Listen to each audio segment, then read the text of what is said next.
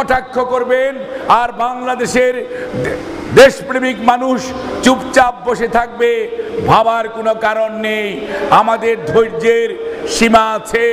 আমরা স্পষ্ট ভাষায় বলতে চাই, দেয়ালের লিখন পড়তে শিখুন। কোনো অবস্থাতেই হঠকারী কোনো চিন্তা করার চেষ্টা করবেন না।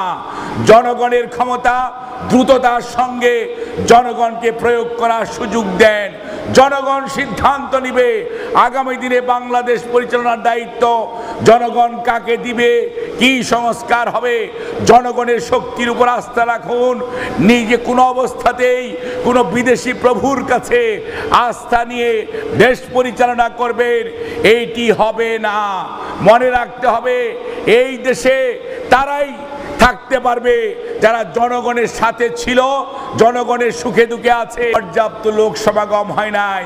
আবার এমনও জানাজা আছে, এই সমস্ত জানাজা বাংলাদেশ পৃথিবীর ইতিহাসে বৃহত্তম জানাজায় পরিণত হয়েছে।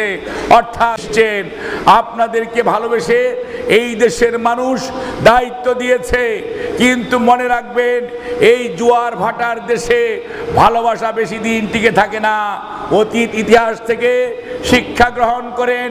আমরা কোনো সময় কোনো নেতার জন্য রোজা থেকেছে এই দেশের মানুষ, আবার শাহাদত বরণ অথবা মৃত্যুর পর